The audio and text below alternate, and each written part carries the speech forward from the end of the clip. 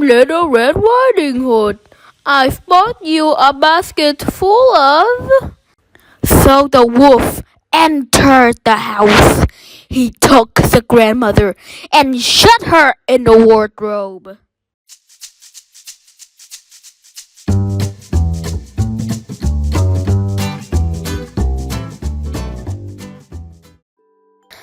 The Little Red Riding Hood.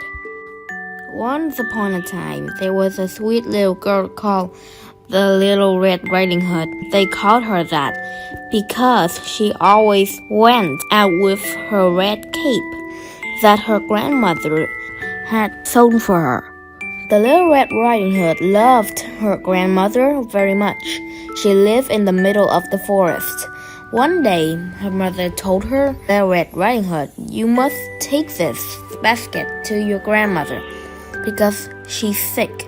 Her mother had placed some cake, milk, and a jar of honey in the basket. Before she left the house, her mother told her not to linger on the path through the forest and hurry back from her grandmother's house. Grandmother lived a long way and Little Red Riding Hood had a long walk. When the Little Red Riding Hood reached the forest, she saw so many flowers on both sides of the path that she forgot what her mother had told her and started to make a posy for her grandmother. "Then she'll be pleased and will get better," she said to herself. When she had finished the posy, the wolf went to meet her. "Hello, Little Red Riding Hood. Where are you going with so many things?" said the wolf. "I'm going to my grandmother's house because she's sick. I'm taking her some cake, milk, and a jar of honey," she replied. The Little Red Riding Hood continued walking peacefully, but the wolf said, "If you take another path with the tall trees, you'll reach your grandmother's house sooner. It's much shorter." "All right," said the Little Red Riding Hood. "Then I'll see the grandmother sooner." The wolf had tricked the Little Red Riding Hood to be able to reach the grandmother's house before her. He quickly arrived. "Knock, knock," he called at the door. "Who is it?" replied the grandmother from her bed. "I'm Little Red Riding Hood. I've bought you a basket full of," lied the wolf in a high voice. "Come in, Little Red Riding Hood."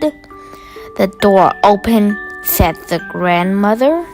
So the wolf entered the house. He took the grandmother and shut her in the wardrobe. The wolf dressed up in the grandmother's clothing, and he even put her glasses on.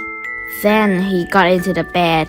Now he just had to wait for the Little Red Riding Hood arrive. When the Little Red Riding Hood arrived, she surprised to find that the door was wide open and said, "Hello, grandmother. I'm here. I've bought you some food and flour to make you happy." But nobody answered. Little Red Riding Hood went up to the bed, and when she saw her grandmother, she said, "Grandmother, what big ears you've got!"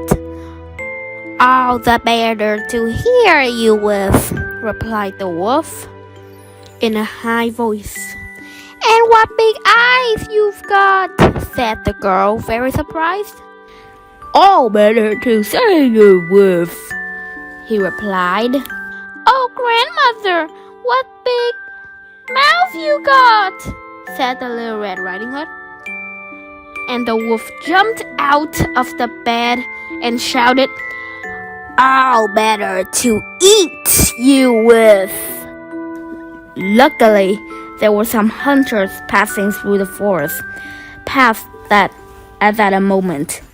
It's strange to hear, shouted from the grandmother's house, said the youngest hunter. And so much.